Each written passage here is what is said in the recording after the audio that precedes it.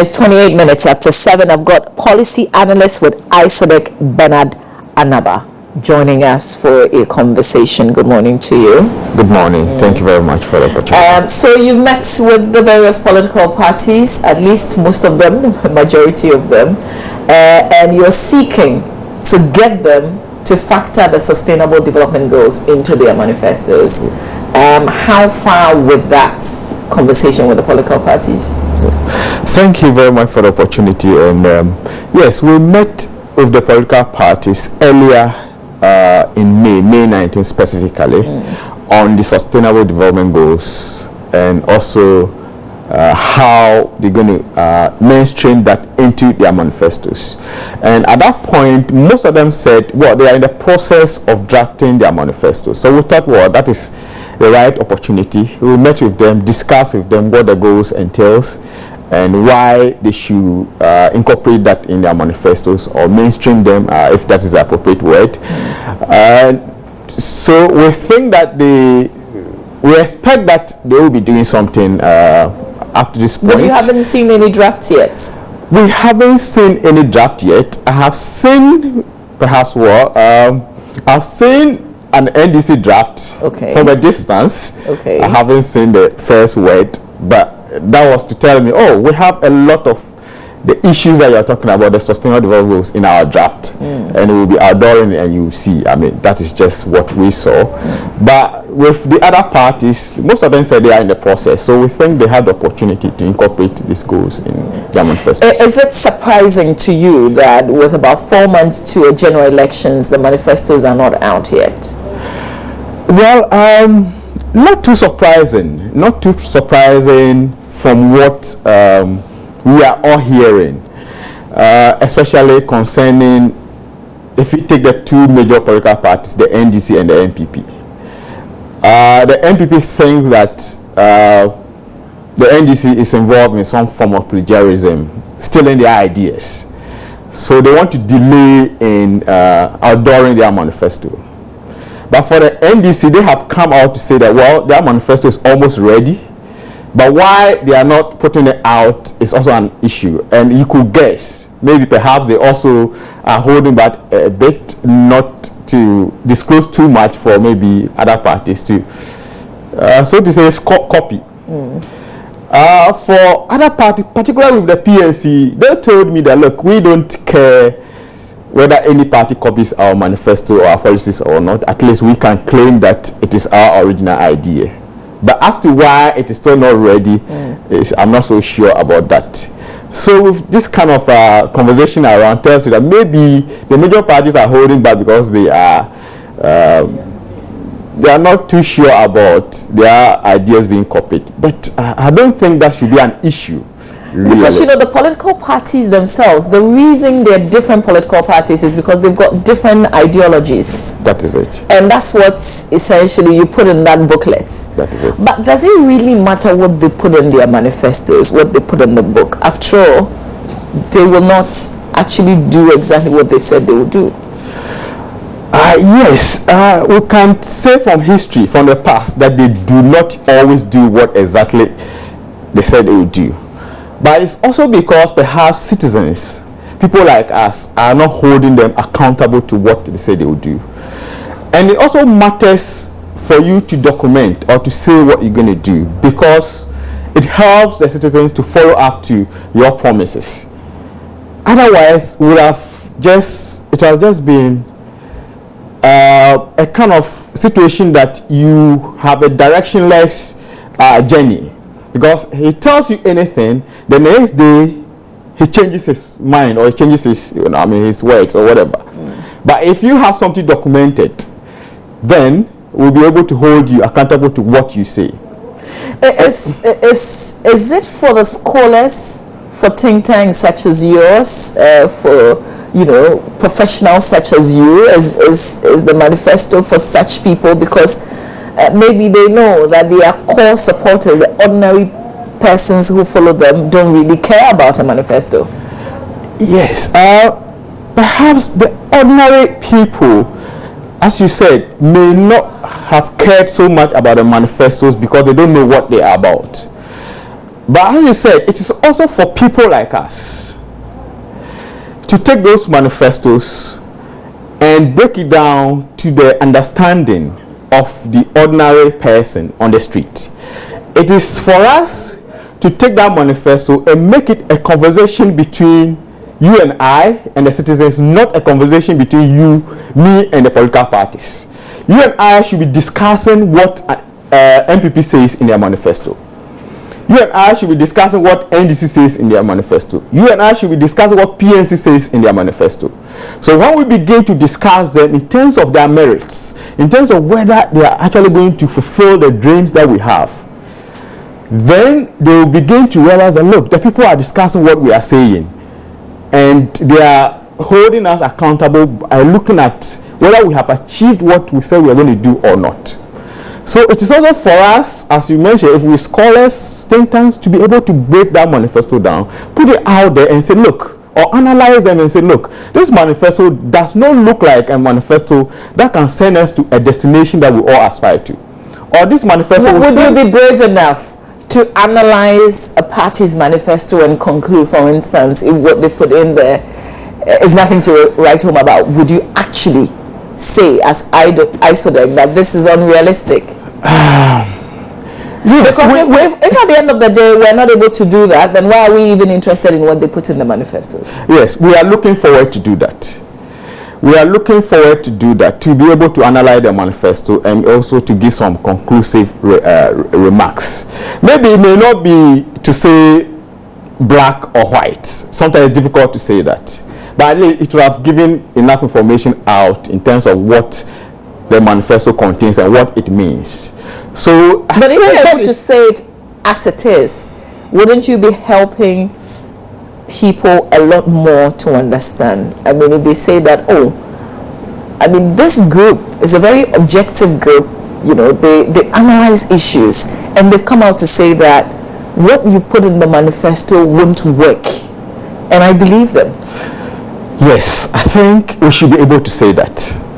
If it is clear, if it is based on analysis, if it is based on empirical analysis, if it is based on what we have read around, we have seen around, we have listened around, or we have seen around, or we have seen other people do elsewhere, then we should be brave enough, or we should be able to put it out there in black and white what it means, because that will be helping the ordinary citizens. That will be helping our nation, and that is what we should be doing, and that is what we are hoping to do. We will hold you accountable. Yes, you are going to hold us accountable. Yes. We are also looking to hold the political parties accountable. Okay, and that is going to work perfectly. Then in the end, we'll have a better society then. That is what we are looking at, and that is why we started all this program in terms of having the forum with the political parties. All right, let's turn attention to the Sustainable Development Goals itself.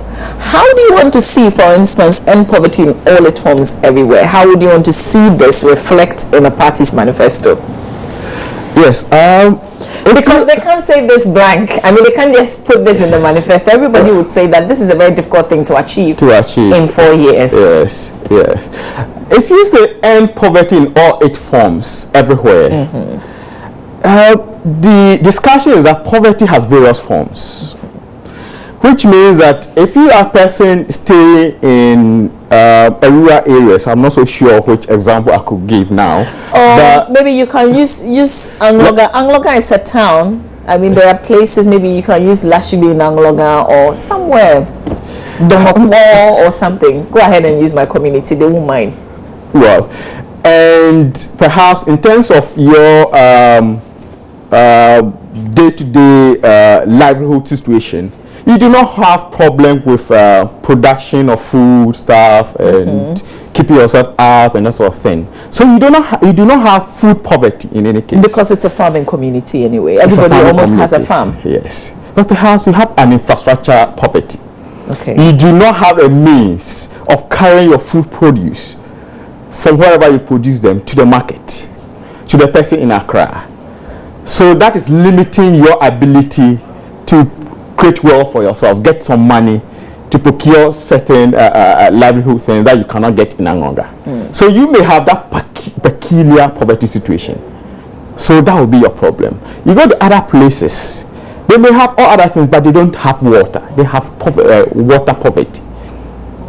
So in that sense, providing them with water would have what? Be able to, alleviate their situation. So any poverty in all its forms means that various people at various places have different levels of their poverty or what they need to sustain their livelihood. So that's what it's looking at. And for instance, if you take Ghana as an example, extreme poverty, that is living below the $1.25 a day, in terms of our population, is about 7%. And this goal is saying that by the year 2030, that's 15 years and coming, or 14 years, you should be able to eradicate that kind of extreme poverty. 7% of our population. That should not be too much of action. So we should be able to follow that up and say, look, it was 7% in 2015, and we are approaching 2020. How much have we been able to reduce in terms of, we should be able to measure that. And if you take the larger poverty situation, like I said, that's about 22% in terms of the Ghanaian community. We should be able to measure how much a particular government or party in power, whatever, is helping to reduce that. So do we expect the political parties, for instance, to say that at the end of our 4-year term, we should have been able to alleviate maybe 1% of the extreme poverty in Ghana? Should they put timelines to what they say in their manifestos? No, they may not necessarily put timelines, but what will happen is that you take their manifesto, they have their policies, and they probably would have talked about specific areas, agriculture, and thinking that boosting agriculture or supporting the agriculture sector will help to alleviate poverty. So we will be able to link up whatever they are going to do. If it is setting up or putting or social programs such as the LEAP program, if you want to scale it up, obviously we know it's going to alleviate some poverty. So if you say that in your manifesto, so we expect to look at that in terms of looking at a LEAP program. How much have we been able to scale it up in terms of monetary value? And after 1 year or 2 years, if we look at the statistics, how much have we been able to reduce people who, in terms of statistics, under that kind of extreme poverty? We'll be able to measure that. So you may not categorically or specifically say that, but in terms of the wording, we can see what it means. Because if you take each poverty, it has various targets. There are so many of them. And each of them you can always see a line or something that links to a particular situation in country. And you can take a manifesto, whatever that it is that you have said, you'll be able to link it up to any of the goals in the Sustainable Development Goals or any of the targets. And we're going to take it up and say, look, you said you were going to do this really, and we expect this to lead to this particular achievement in terms of reducing poverty or in terms of reducing hunger. It hasn't done that. Or the way you are going about it is not going to lead us to reducing that poverty or hunger. So we'll be able to take that on. So as you said, it's not going to be word to word specific as it is drafted in the Sustainable Development Goals. But in terms of its objective and what it is, we will be able to link it up. And say this is what you are saying is supposed to achieve. And in terms of what the Sustainable Development Goals are, this is how it's going to be reflected on the goals. But you are not achieving it, or you are achieving it. Sure. So if the manifestos come out 2 months to the election time, the election day itself, how much time would they have left us then to analyze, take every little detail in that document, and then let the people know what we think about it? Yes, they may not have enough time to do that, but I think it goes against what the citizens would have made their decisions on. And so maybe this whole thing is a planned thing then. Let's just leave very little time and then let's launch. People won't have time to look at it in detail, and we'll just move on. Well, that could be it, but that is also for us to take them on that. In any case, they would have been in, won the elections. I'm sure that's the ultimate. That is the ultimate. But what it means is that, as I said, this is 15 years to 2030. We are going to be monitoring year by year. And what it means is that you have just 4 years. And we'll be making another set of decisions, whether we are retaining you in government or are booting you out of government. So we have been making that decision based on that. So you have come into government to implement certain programs. And what it would have been is that if you do not set your priorities or in terms of your policies and goals in line with the sustainable development goals, you are actually going to find it difficult to achieve your program, because around the world, everybody is matching up to the sustainable development goals. You want to do something with the UK government. The UK government wants to support in a particular direction, a particular area. But UK government is also signed on to this goal. It tells you, look, the kind of program or policy that you are putting across, I'm not going to be able to report in my sustainable development goals, so I can't work with you. So in terms of, as a nation, we're going to suffer because our policies and lines, or even as a government, is not in line with what the global community thinks. So you are going to always go back to the drawing board to redraft what it is, because you haven't planned ahead. Is the political party's manifesto binding in any way on them? No, it's not binding. So as the sustainable development goals are not binding, but they are more like checklists for citizens to engage. They are not so binding, but they are promises, and they are what? Yes, they are things that we can trust you on, because it is you that put them out. So if you say we're going to achieve this or we're going to do this, and you come out and you are not even able to do even 50% of it, it means you were just taking the people for a ride. Let me read some messages, because there are a good number of people who are watching us who are very interested in this subject. Enoch is in Ada, and Enoch says that my grandmother doesn't read manifestos before she votes. And then again saying that Ghanaians voted for ADB without any manifesto, but there was a manifesto 4 years ago. There's always a manifesto. But thanks for your message. This one says, in Ghanaian politics, manifesto is just a white paper that has no meaning, because they don't go by what they read to especially. Okay, so we're not interested in their bogus manifesto. Mohammed Nabolo, I had to edit something out, but thanks for the message that you sent. Let's keep it clean and clear. We're talking about the document, the manifesto, here on the show. This one says sometimes political parties move away from their manifestos because when they have difficulties in fundings to implement their promises. And I wanted to come to this area because sometimes when you are sitting back and you have not run the country, you think, oh, I can do this, I can do that, I can do that. But when you actually come, and some of them are not afraid to tell the whole country that, oh, this is what I said. But being in government now, this is the reality, and so I will not be able to do this. If they said that, would they be going off what they wrote in the book? I think in terms of the reality, Ghanaians also know what the reality is. So you saw the reality, you wrote in your book, or you stood on a platform. Just to correct this, it's not only the written manifesto that is a manifesto, but there's the oral one. When people, most of them, do you actually believe in the oral ones? I mean, those are made on serious political platforms. Yes, if a serious person of a serious political party stand on a platform and say, this is what I'm going to do, and you capture it in your media, it's going to stay up for posterity.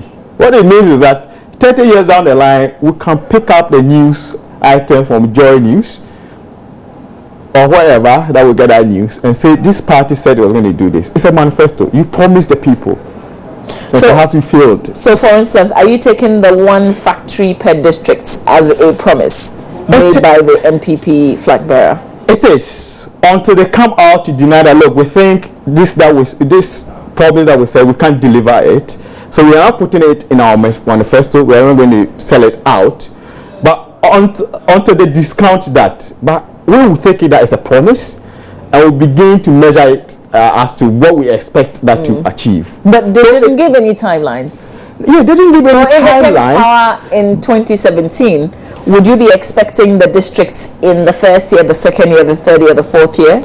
what is going to happen? We'll be expecting to see something in place. You say you're going to put factories in all the districts around Ghana. What is your paperwork? What is your strategy? What are the bricks that you are laying in District A or District B? What steps have you taken? Or you just said it? So you can tell the people, look, they said it, but they never put a single block down to say they're going to actually build a factory in my district. So it's a promise that is out there for all Ghanaians to take them on. And it's part of the manifesto. Except that they may not have written it into the written manifesto. But it's a said manifesto. It's a political intent. And that is what manifestos are about. So Kamal Dean and Tamale says, do we read manifestos at all? Yes, we do not, because maybe we do not take them as serious documents that we should follow, but we have to, because that is what is going to lead our country's development, and that is what some group of people are telling us, that this is how we're going to govern your country, and this is how you are going to create the prosperity that you want. And if we don't take that serious and follow up to it, then they can lead us anywhere. And it's like a journey that we are all embarking. And we are sitting on this bus that is, leading us somewhere. And if we don't know where we are where the bus is taking us, then perhaps we are also not serious as a people. Because as a people, we shouldn't just leave them to their own ploys or whatever. But we should also be concerned about where they are taking us and what they are saying. So it takes both the citizen, you and I, to make sure that the political parties actually means what they say on the platform and what they put in their written manifestos. So people may not be reading the manifesto, but we have to begin now. It is very important. We have to begin now to sit down. Each time you see a political party person or a party person who wants to be in government, stand on a platform somewhere, put our promises, so we have to begin to put them down. Oh, this day you said you're going to do this. They were going to come back again and we're going to say, oh, but the last time you said you're going to do this, you were not able to do this or achieve this. So how do we trust you? We can't trust you. If we begin to put this before them, I think they'll sit up. Okay. So the NDC's Green Book, yes. I'm sure you've seen it. I've seen it but I haven't read in terms of looking because that contains the achievements. Yes. But once you haven't read it, then I can ask you what I wanted to ask, because I was going to say that is ISODEC, for instance, interested in what is contained in that Green Book, because this is almost like the manifesto, except that this is what we have done and we continue to do. Yes. Okay. Let me just share this, and we're almost wrapping up our conversation here. Paul Gu in Achimofwansi says the achievement of the SDGs goes beyond just manifestos. It requires committed political will that is not bound by conditionalities in any form. The ultimate goal is to improve lives and not score political points, and this is a very important point that you raise here. So they put it in their manifestos, and then we track them to see if they're doing it or not. If they are not, then what do we do? What we have is we have our thumb. That's the ultimate we have. If I put a government in place for the next 4 years, then I'm expecting that at least the government is truthful to what they said they're going to do. And I'm expecting that I'm going to see some progress from time to time, year to year. So after the 4 years, it becomes an option for me to want to retain them or not. I think that is what we have. And that will make them sit up. And coming back to the Green Book issue, the NDC's Green Book issue, I think that was laudable in the sense that they said they want to go and account to the people in terms of what they promised to the people. But we didn't have groupings coming out to debunk some of the things that they had said in the book. Yes, we only had other political parties who were, saying that, oh, this thing that they put in the book is not true. But we didn't have think tanks, objective groups come out to do serious analysis on that document and give us their point of view. That is true. And I owe up to that we haven't done that. But I think that would have been a good opportunity for us to measure up to it and say, look, yes, the things you have put up in your Green Book, I think it matches up with what you promised to do or what you say you're going to do the last 4 years. So that's laudable. But some of the things are not in are not in line with what you promised. They are just way off. So we should have been able to take up that green book, analyze it properly, and say that, well, that is good, and encourage other political parties or other governments in place to also do the same thing, to try to account to the people. And while they're accounting to the people should also be able to look at what they're accounting to. So is it really truthful? What you are saying, is it truthful? Or was this part of your plan, or to just out of anywhere and taking us nowhere? Because if it's not part of your plan, then it's a bit ad hoc, and you cannot be driving a country on ad hoc basis. And that is some of the reasons why you need guided principles or guided policies. Otherwise, we'll be going nowhere. Sure. So finally, what's the next move? You met with the political parties, and then what else are you hoping to do with them? Yes, we've met with them. We're going to have the same event in Tamale. Okay. And we have put up an e-platform where we are hoping to engage with them, where we are hoping citizens will get to that platform and interact with them. They can send their concerns, where we'll lay out to the political parties. So we're going to analyze their manifestos on that platform. We're going to send out maybe news feeds about what it is in their manifesto and what they are saying going to do, and going to take people's concern, what people are saying about the manifestos or what they think at the particular political party. So we are going to take it up from there and look at to see that at least they are putting our policies that are in line with the sustainable development goals that we all subscribe to as citizens. All right. Yeah. We wish you well. Thank you very much. And I want to take this opportunity to also thank Star Ghana, who actually sponsored our program, and we hope that they will continue to sponsor us. And thank you also for the opportunity for us to be here. That's a policy analyst with ISODEC, Bernard Anaba, with this conversation on the party's manifestos. And I appreciate the comments that you all came through with, more that we couldn't touch on, but at least we hope that we've all discussed the issues that are on our heart. Up next, the Ghana Police Service yesterday completed processing the over 20,000 applicants who applied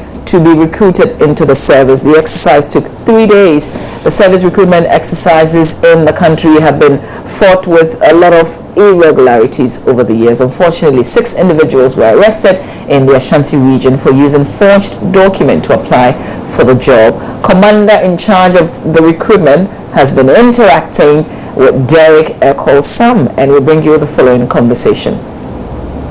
So it's been 3 days of rigorous checking and ensuring that those who apply to become policemen and women go through the processes to enlist as police servicemen and women. And after all of this, what's next? What processes do they go through, and what do they need to do to ensure that they move to the next level? I want to speak to ACP Addison Campbell. She is in charge of all of that here. You are welcome.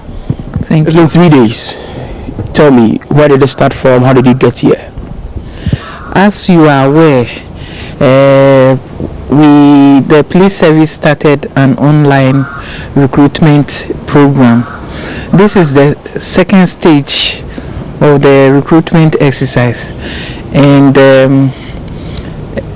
in this second stage we are doing the selection process, and this process entails physical inspections, body inspection.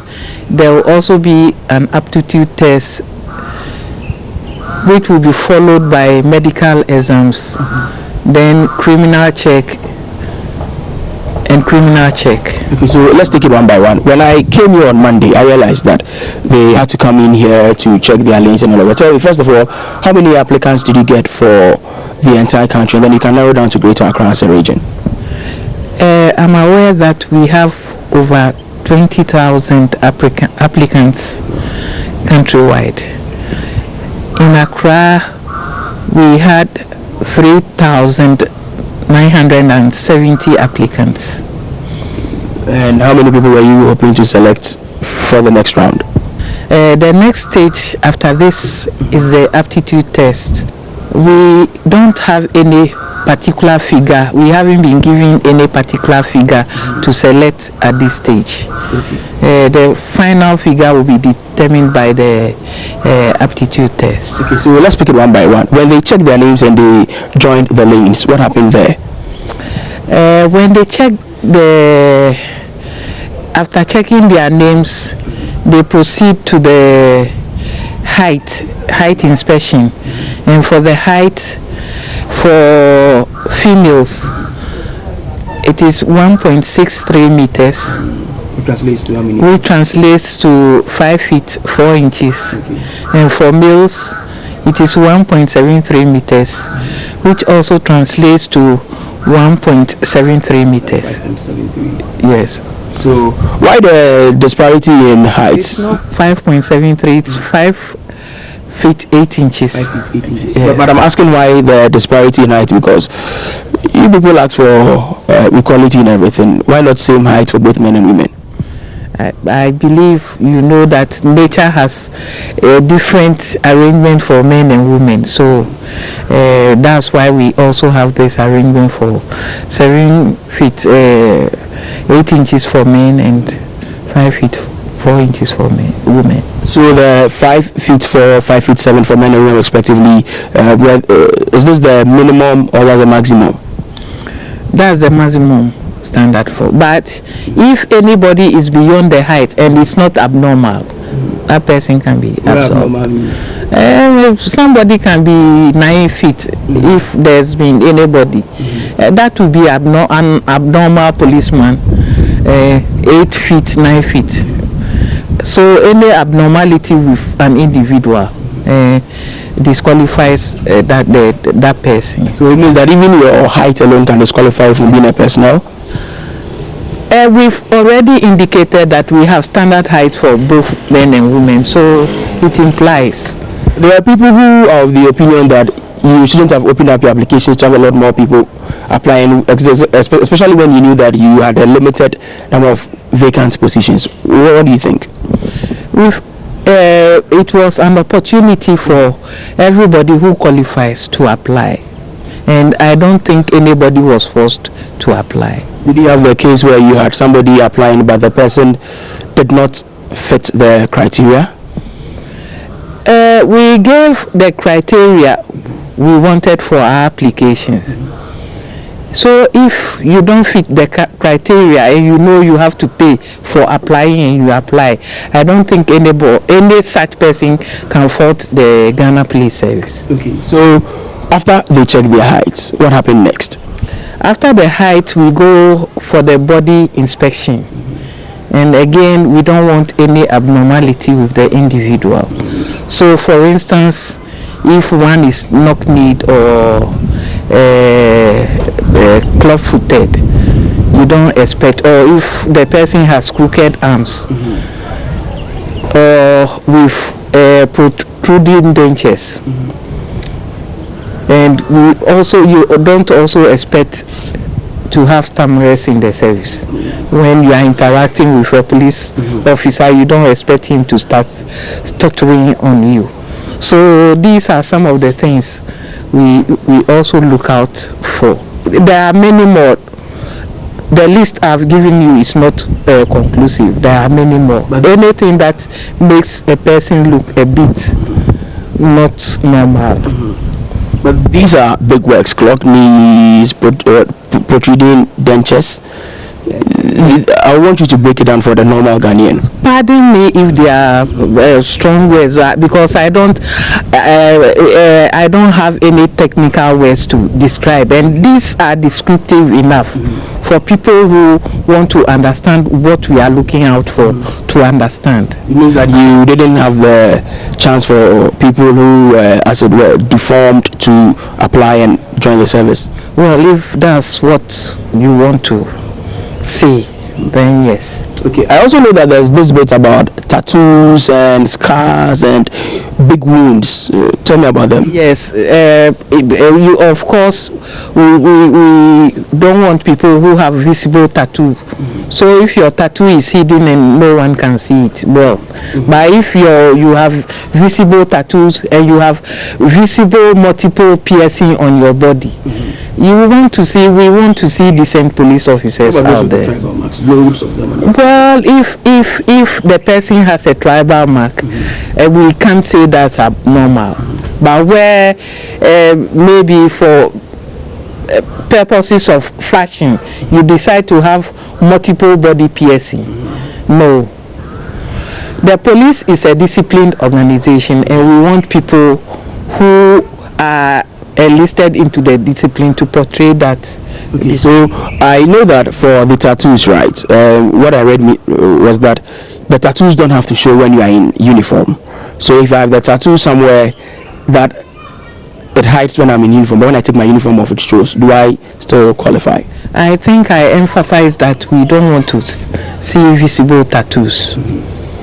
So if your tattoo is hidden and in the course of the inspection we didn't see the tattoo, you are good to go, yes. So the body selection, you check for wounds and all that. Did you check out for people who had pot bellies? We did. So you disqualified them? If you have, if you are obese, somebody would say I look a bit hefty.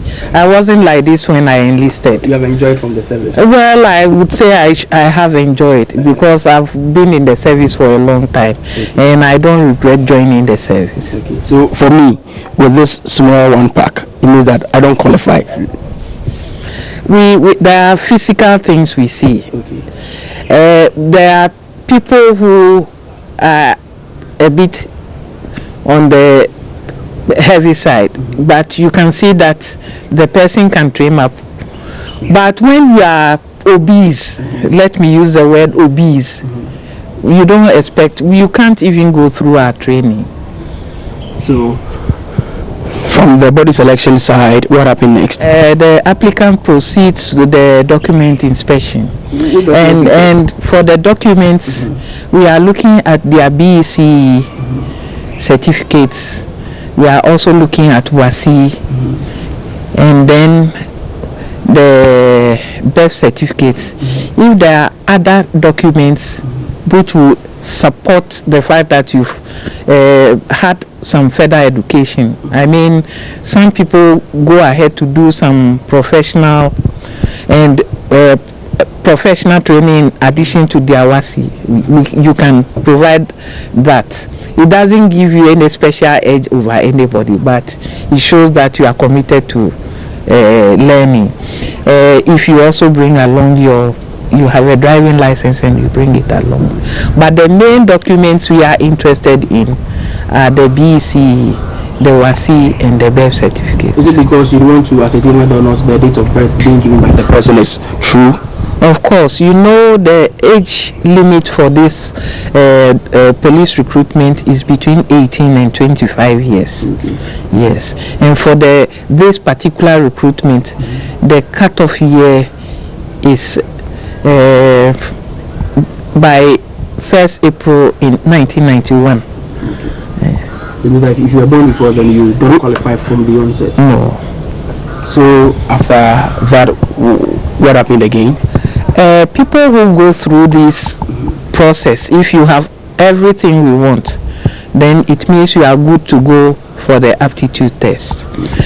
People who scale through the aptitude test will now get ready for medical examination, then the background or criminal check, and further verification of the various certificates they produced during this exercise. There was this rumor and the reports that, you know, the national service personnel who were helping you direct traffic on the street, there was this report that they had an edge over all the others, you would call them ordinary applicants. Is it true? I don't think in anywhere the service has stated that they have an edge over anybody. We have set standards for people who should be recruited into the service. If you meet all the criteria, I don't know what stops you from being enlisted. We've had a few of them come around who are over 8 or who don't even meet their academic standards. And then I also heard reports when they were arriving in the media of some forged documents and all of that. Would you say that that affected the whole process in any way? Did you have any of such complaints here? We've had a few we suspected were producing forged documents, and that's why we insist that applicants should produce their original documents in addition to photocopies they bring to us, because it is not conclusive. Where we suspect your document is forged, you are not allowed to continue with the process. Let's speak about challenges. I know it's been challenging. Any challenges you didn't foresee and they occurred, and how did you surmount them and all of that? In Accra, I wouldn't say we've encountered much challenge. What I think happened was that most of the applicants didn't read the instructions that were given in the advert. So most of them arrive here without the relevant documents. And then most of them are also overaged. We have indicated earlier on that the cutoff year was 1991. We have people coming here with, some were even in 1984, and they come here. I must say that you be qualified by what you put into the application, depending on what years you, and that's why we are doing the physical inspection now, because what you put into the computer, that's the results it will give you. So that's why we did a physical check. These are some of the, and we had a number of applicants reporting here without especially their BEC certificates. Those applicants were advised to go to RAIC for confirmation, because we don't want to accept photocopies of documents we are not too sure of. Last year there was a scam. There was this noise about it. Would you say that it affected this whole process in any way? Like those who were coming in had doubts. Did you yourself have doubts about how successful this will be? I have no doubt at all about how successful this would be, and it's been tremendously very successful. It's even cut off most of the stresses in such programs, because you have large numbers of applicants converging here, and what the application, the e-application did for us, cut down most of the numbers that would have converged at the various screening centers. So the e-application was very successful. It has been very, very successful. So what happens next? I know they need to do aptitude test, and I know they have a dictation session where you'll be asked to, you will be given 25 words, your cutoff point is 15, but some think that 15 is too low. Well, I don't know where you had your information, and aptitude test is aptitude test. I don't know where aptitude test had any connection with dictation. But do you do that? Previously we were doing dictation, but this one is aptitude test. Those who don't understand what aptitude test is can Google to find out what it is.